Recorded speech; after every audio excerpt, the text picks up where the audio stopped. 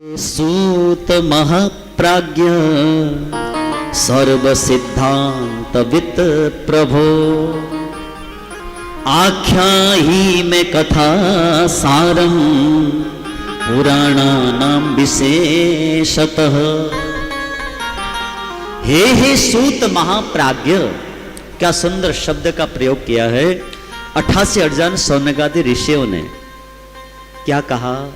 हे सूत जी, हे महाप्राज्ञ, यानी आप बहुत महान हैं, आप बहुत बड़े ज्ञानी हैं, आपके ऊपर गुरुदेव की कृपा है, संपूर्ण शास्त्र आपको ज्ञात है, सभी शास्त्र के आप जानकार हैं। इसलिए कहा है सर्व सिद्धांत विद प्रभो।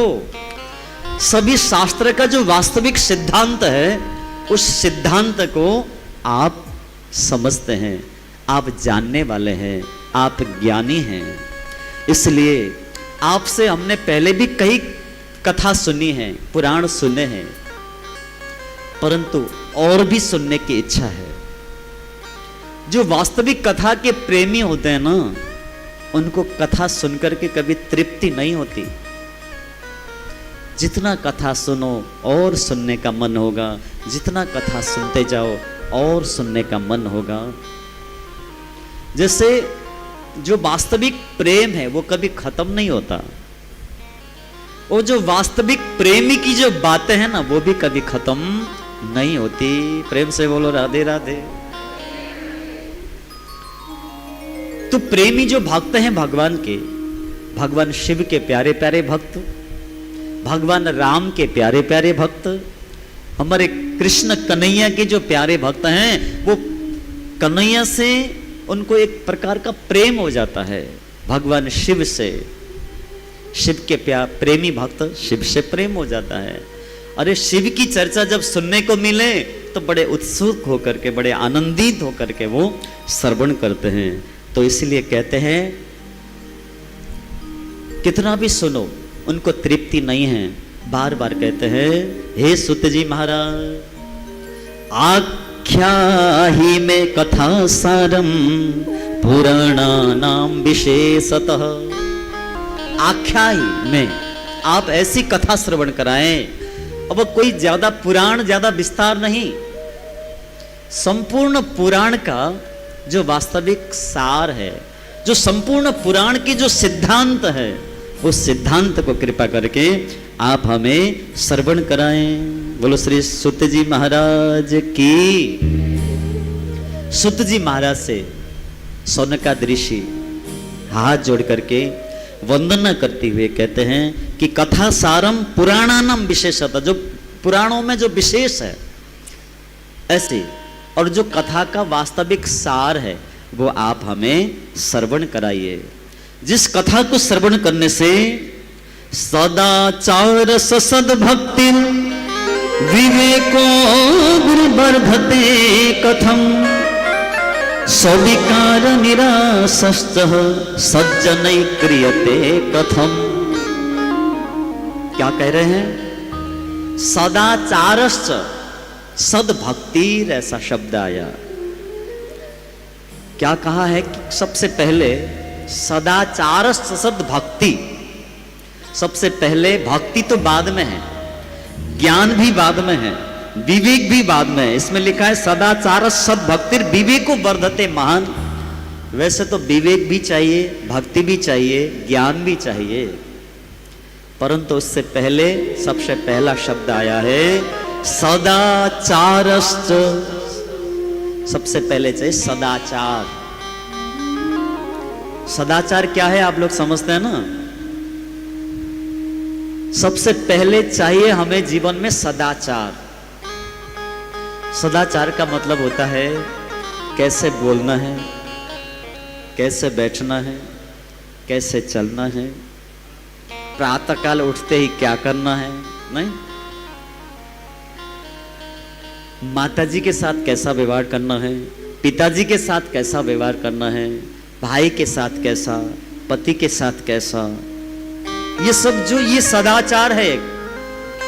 जो वास्तविक सदाचार नहीं है जीवन में, तो भक्ति थोड़ी दूर है, ज्ञान भी थोड़ा दूर है। जब सदाचार ही नहीं जीवन में, तो ज्ञान कैसे आएगा, वो वैराग्य कैसे आएगा? तो वास्तविक जीवन में सबसे पहले हमें सदाचार सीखना चाहिए, सदाचार के लिए हमें प्रयत्न करना चाहिए। राम जी ने भी सबसे पहले यही तो किया है, सदाचार का ही तो उपदेश दिया है राम जी ने। क्या कहा है?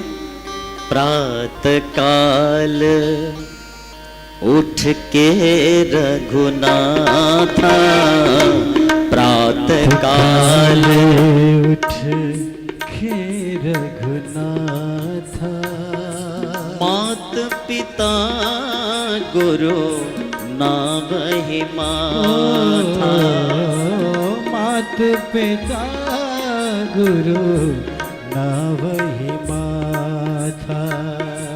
प्रातः काल उठ के रघुनाथा, प्रातः काल उठ सब गाइए ना। के क्या करना है सुबह उठ करके? रघुनाथा, मात पिता गुरु ना वही माथा। ओ मात पिता गुरु ना वही माथा।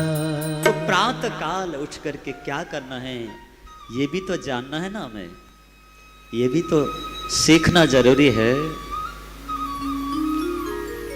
गुरु गृह गयो पठन रघुराई, अल्प काल विद्या सब आई।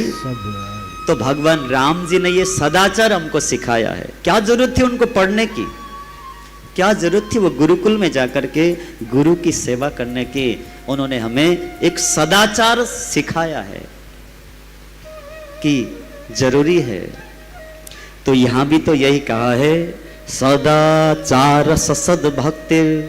हे सुत जी महाराज, कृपा करके आप जो सदाचार जिससे हमें प्राप्त हो, भक्ति प्राप्त हो, भगवान भोलेनाथ के चरण कमल में हमारी प्रीति हो, ऐसी भक्ति, ज्ञान, वैराग्य, सदाचार हमें प्राप्त हो।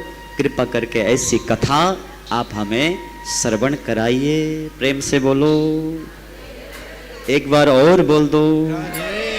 स्विकार निरासश्च सज्जनै क्रियते कथम।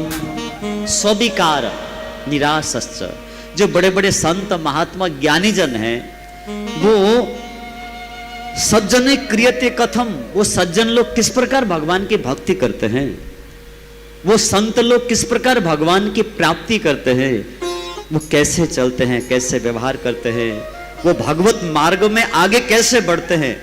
कृपा करके आप ये सब हमें सुनाइए और भगवान की सुंदर सुंदर दिव्य कथा आप हमें श्रवण कराएं। श्री राधे राधे। ये न तत्साधने नासो शुद्ध्यात्मा विशेषतः, जिससे हमारी चित्त शुद्धि हो जाए। एक तो है सदाचार, और दूसरी बात हमें सबसे ध्यान देने वाली बात यह है कि हमारा जो मन है, हमारा जो चित्त है, वो चित्त कैसे निर्मल हो, चित्त कैसे शुद्ध हो, ये भी बहुत जरूरी है जीवन में। श्री राधे राधे। हमारा जब तक चित्त शुद्ध नहीं, तब तक भी जीवन में किसी भी लाइन में हमें आगे नहीं बढ़ सकते। सबसे पहले सदाचार सीखेंगे, सदाचार के बाद में धीरे धीरे धीरे धीरे चित्त, मन, यानी चाहे मन बोलो चाहे चित्त बोलो, ये तीन चार चीज एक ही है, नाम केवल अलग अलग है। जैसे मन, बुद्धि, चित्त, अहंकार, ये कुछ ऐसे चीज है। एक प्रकार से दर्पण है। जब तक दर्पण साफ नहीं हो तब तक अपना चेहरा भी सही दिखाई नहीं देता, तो भगवान कैसे दिखेंगे? प्रेम से बोलो, एक बार और बोल दो। राधे राधे। बस इतना ही, और जोर से बोलो ना। जब तक दर्पण साफ ना हो तब तक अपना ही चेहरा नहीं दिखता, तो भगवान कैसे दिखेंगे? तो ये चित्त क्या है? ये दर्पण है। ये मन भी दर्पण है, चित्त भी दर्पण है। अब मन को शुद्ध करना है, हमारे जो चित्त है उसको भी श्रवण करना है। कबीरा मन निर्मल भया, क्या है आगे? कबीरा मन निर्मल भया, जैसे गंगा नीर, नारायण पाछे फिरे, कहत कबीर कबीर। यदि हमारा चित्त यदि निर्मल हो, दर्पण हमारा साफ हो, तो नारायण तो हमारे पीछे पीछे आएंगे, ऐसा कबीर जी कहते हैं। इसलिए शौनकादि ऋषि क्या कहते हैं? शौनकादि ऋषि सूत जी से कहते हैं कि हमारा मन शुद्ध हो, चित्त की शुद्धि हो, कृपा करके वो उपाय आप हमें बताए।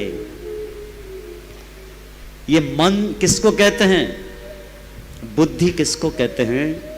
मन जो संकल्प विकल्प करता है उसको मन कहा जाता है। जो सोचता रहता है ना, कथा में जाऊं कि ना जाऊं, कथा में जाऊं कि ना जाऊं, ये क्या है? मन है। और चित्त और वो बुद्धि किसको कहते हैं? बुद्धि जो निर्णय करती है वो बुद्धि है। मन तो बार बार इधर उधर हिल रहा था, जाऊं कि ना जाऊं, जाऊं कि ना जाऊं, पता नहीं कैसे व्यास जी हैं, कैसे कलाकार हैं, पता नहीं कैसा होगा। कल चलेंगे ना, अभी तो 9 दिन है कथा, कल चलेंगे। ये मन बार बार संकल्प विकल्प करता ही रहता है। उसको फिर बुद्धि कहते, अरे नहीं नहीं चलना है, चलो। पहले दिन की कथा छूट गई तो फिर पता नहीं क्या हो गया कल। वो आज की कथा जब जुड़ जाएगी ना कल के, तभी तो आनंद आएगा ना। अब बीच में अगर धार टूट जाए तो फिर वो आनंद नहीं आता। इसलिए फिर बुद्धि कहती है नहीं नहीं चलना है। जब वो निर्णय जो करती है उसका नाम है बुद्धि। प्रेम से बोलो राधे राधे। तो संकल्प विकल्प करे वो मन, और जो निर्णय करे वो बुद्धि। और चित्त क्या है? चित्त वो है जो जन्म जन्म से हमारे संस्कार वहां पे बैठे हुए हैं।